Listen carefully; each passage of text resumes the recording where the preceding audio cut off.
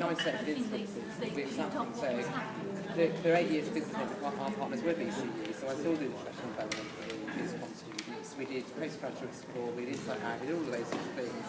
Interiors and lifestyle aid did it. There was actually quite a really good infrastructure. So now, when we sat here last year, when pretty near the COVID phase actually, when the fringe, the Tory fringe thing, we went, we should have some dedicated business support. At which point, literally everyone just turned around and went, I think it's now creating a business thing again, or the screen agencies again.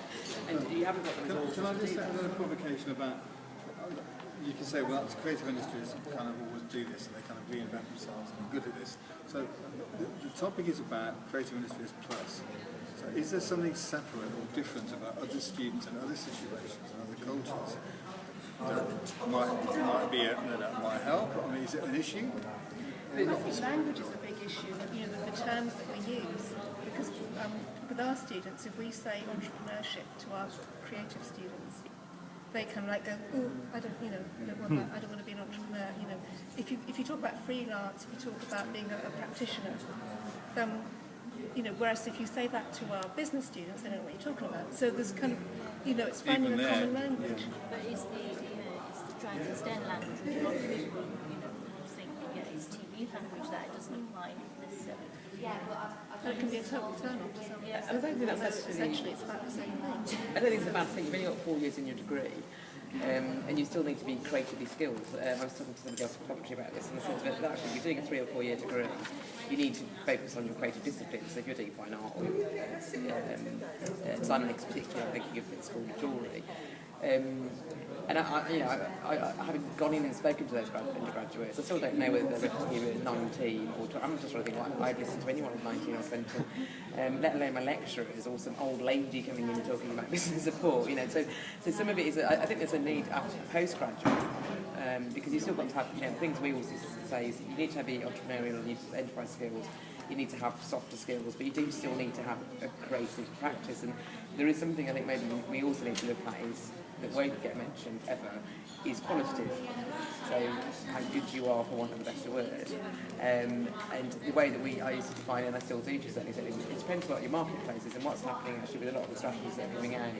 They're focusing on what the business model should look like. They're not actually looking at what the world outside is looking like. So if consumption has changed, distribution has changed, and markets have changed, that is what's going to impact on models. And that's actually where students coming through are much more interested, because they're consumers. So they've kind of bridged that gap. Whereas when I kind of talk to some people who are well established, saying, actually, we did this with Sampad at Hello Culture about young people, and we did the revolutionary thing of asking some of Sampad's young people how they engage with culture, which all the arts organisations thought was revolutionary, didn't they? Stats on it.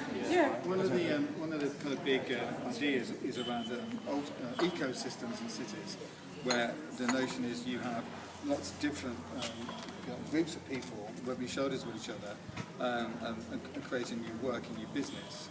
I mean, I'm just thinking, I agree with what you're saying about a 19-year-old might find some of this hard, but a 25-year-old, she's been in professional practice for a while, wants to do some other stuff, say, with the health sector. I mean, one thing a university could do would be to set up some sort of networking centre, or some sort of, that sounds very formal, I don't know that way, some spaces where if you had a working ecosystem where people could bump into each other and engage and just talk. But you say, I don't think a 19-year-old finds it difficult to grasp these. They're creating things that we have no understanding of. And you look at someone like Jamal Edwards in London, who, is a bit of an arbitrary figure, but, he's a 21, 22-year-old who just went out with his camera when he was 14, started documenting the grime scene. Now he's apparently worth £8 million. You ask him, and he's sharp, and he knows.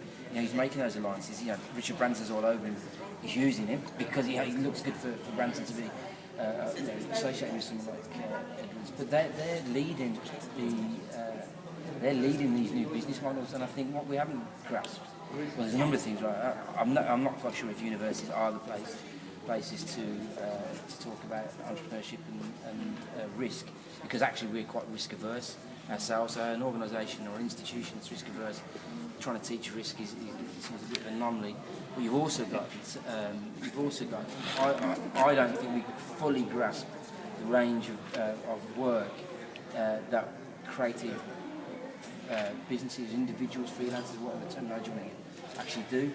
And they'll do, you know, they are working right across. It might be working in a pub for a couple of evenings and creating YouTube channels and making money out of them. You know, that can be quite grasp the range of work that's now out there. Certainly within our, you know, model. And I've always been surprised working in universities, right from then, you know, you think how many of you are working and learning at the same time, enormous amounts of hands go up, how many of you have already got your own business, your president, and then you think, well, you know, what advice do we actually need? How can we help them, how can we actually... Sustainability though, because actually some of them have got some very good ideas, and I've noticed with graduates from BizCon, and it's actually what happens afterwards.